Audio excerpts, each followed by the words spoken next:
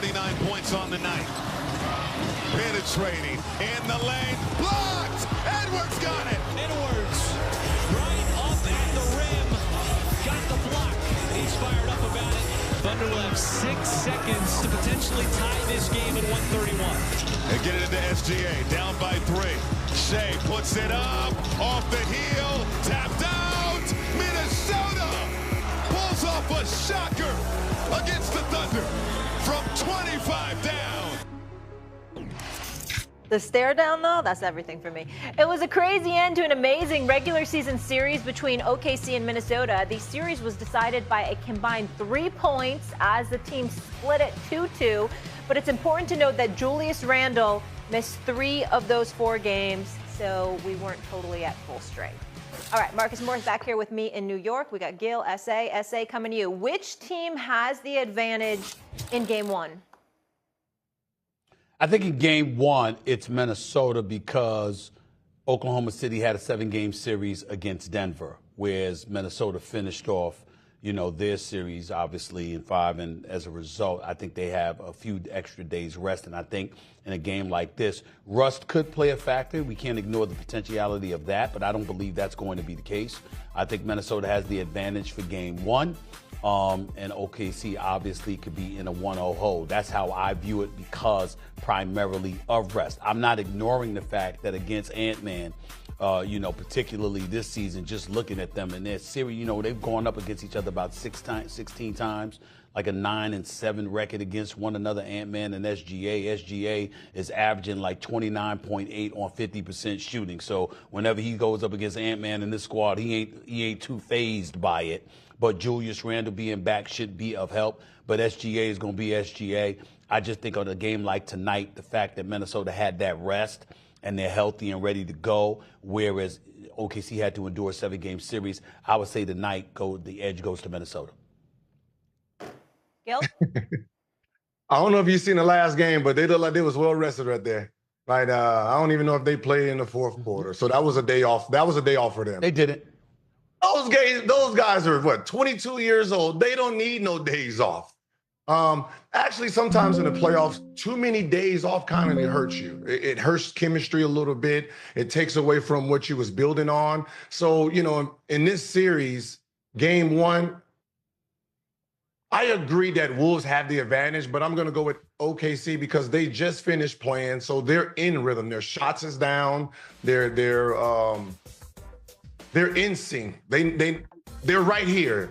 I think they think that was the hardest team that they played. So going into this series, I think Game 1 is the most important for them. So I think they're going to come out here and just, try to take it first 5 minutes. Marcus? Denver definitely wasn't the hardest team that OKC going to have to face. I think Denver just end up barely beating the Clippers, which I felt like Clippers probably would have been a better series against OKC. But I think OKC has the edge in this one, right? You're at home.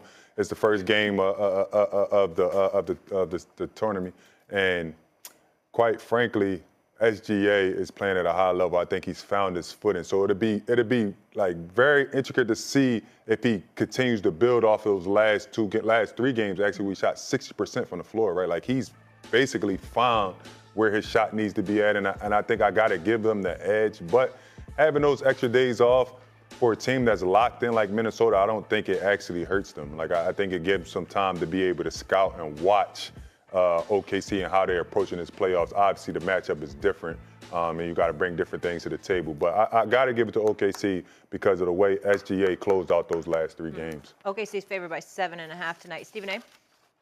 I also got to pay attention to this. Do y'all know that Rudy Gobert, Dante DiVincenzo, and Julius Randle only played in 1 game against OKC this year?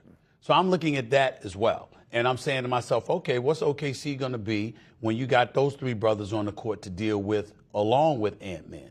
It remains to be seen. I don't blame anybody for feeling whatever they're feeling because I think this is going to be that close of a series. But those are the kind of things that I'm looking at to decide whether or not, what's going to happen in this series personally. That's just me.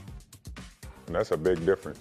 Having those guys out and splitting, and now they're back, that's a big difference because now what are you actually scouting through the regular season because the Minnesota Timberwolves wasn't at full strength, right? Like even what you've seen them in these two series that they played against. Like if you're scouting them off that, then it's like, okay, we have to change our entire game plan that we had throughout the regular season that ended up in a 2-2 split. So now with that being said, I say I'm happy that you said it because I didn't know that. I might have to change my answer now because now you implemented 3 really good players. We're not just talking about anybody. Like we're not talking about bench guys. We're talking about Julius Randle that's possibly having one of the best playoff series, the best playoffs right now of any player in the league, right? Like so. I'm changing mine now. Like I said, I appreciate that because now I'm changing. I'm going with Minnesota. Gil? Well, I'm glad you said that that Julius wasn't there because they played better without Julius because that's what they've used to playing with. I think when they threw him into this war zone, he's been trying to find his footing. So the fact that he didn't play against them and now his style is in this series, that's great for OKC because his style is one-on-one basketball. They know how to load up. They know how to switch everything. They got 2 7-footers back there. So the fact that his style is not move it around, let's move this ball, and it's just give me the ball, let's play one-on-one basketball, I think they're going to key in on that. So it hasn't been that, though. It hasn't been that. He's averaging 6 assists. Hey, fellas. This series. I got a question. I got a question for both of y'all.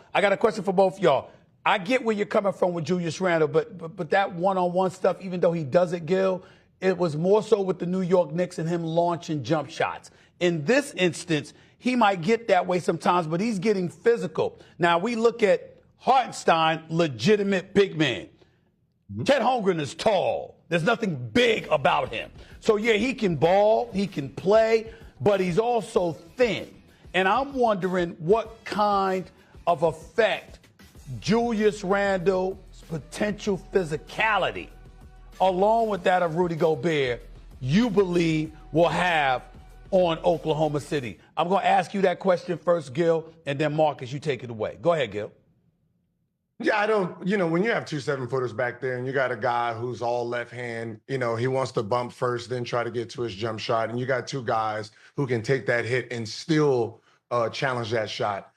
It's going to be interesting, to be honest, but I think this series is really going to see what he can do. Like he's been great against the 40-year-old, and he's been great last series where they didn't have anybody, right? We're talking about Golden State Warriors here. They didn't have nobody there. So this is a new series. This is a taller series, and these guys want to win. They just played a 3-time MVP, a big.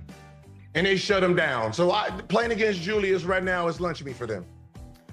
Yeah, but it's a different dynamic. Jokic is back to the basket, right? Like he's catching it at the top and he's dribbling. Julius Randle's catching it all over the floor. He's bringing the ball up. He's creating a transition. He does use his body, and I think that will go against Chet Holmgren because Chet Holmgren is a slim player. Like he can use his body and be super aggressive in that area. And I think he actually might play Chet off the court.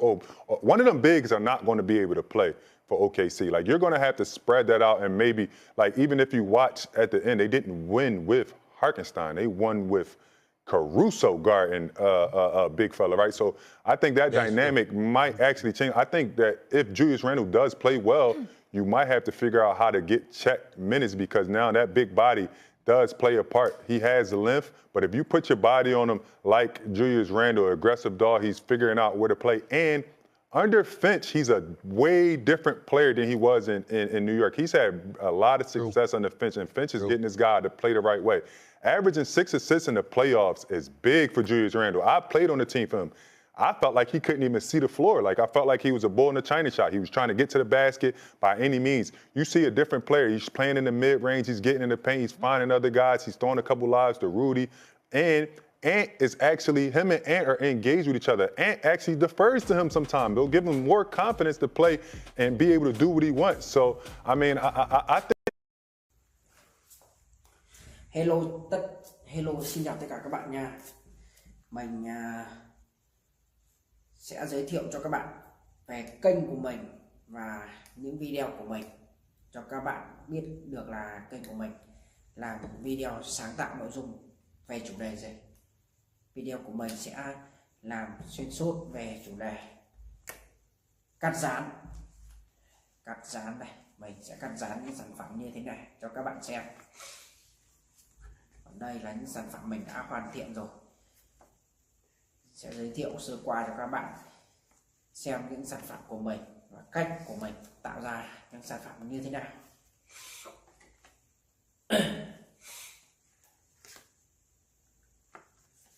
Và để tạo ra được những sản phẩm đa dạng màu sắc như thế này và như thế này thì mình sẽ cần những dụng cụ như sau. Những dụng cụ phụ bổ trợ như là đây là giấy thủ công màu các bạn. Trước mặt bên tay phải của mình đây là giấy thủ công màu. Nó có đa dạng những màu sắc, để tạo ra những sản phẩm tuyệt đẹp cho các bạn xem. Đấy. Có giấy màu xanh dương này, giấy màu cam này các bạn này, giấy màu đỏ này, giấy màu vàng này, còn đây là giấy màu xanh lá cây. Đấy. Và trong quá trình tạo ra những sản phẩm của mình cần những dụng cụ như là bút dạ này, kéo cắt thì để dùng để cắt, bút dạ thì để dùng để tạo hình những sản phẩm. Còn đây là hồ dán các bạn ạ. Hồ dán thì mình sẽ dán những sản phẩm từ một chi tiết này sang chi tiết khác, từ màu sắc này sang màu sắc khác cho các bạn. Còn đây sau của mình đây là chiếc chân kẹp điện thoại. Chân kẹp điện thoại thì phải có điện thoại. Còn đây là đèn hỗ trợ ánh sáng của mình các bạn ạ. Đèn hỗ trợ ánh sáng để giúp cho video của mình sáng hơn, để cho các bạn xem đẹp hơn. Cái nồi của mình đây, lò chiên này, máy in. Trước mặt của mình rất nhiều sản phẩm. Và kênh của mình thì cũng đã đạt được nút bạc của YouTube rồi các bạn này. Sau nhiều năm nỗ lực của mình đã đạt được thành quả là chiếc nút bạc các bạn này. Đây là những sản phẩm tiêu biểu của mình rồi. Mình đã làm rất nhiều sản phẩm rồi. Que kem này, que kem đẹp. Con cá này các bạn này, các bạn thấy những sản phẩm của mình còn lưu trữ rất nhiều này. Đấy.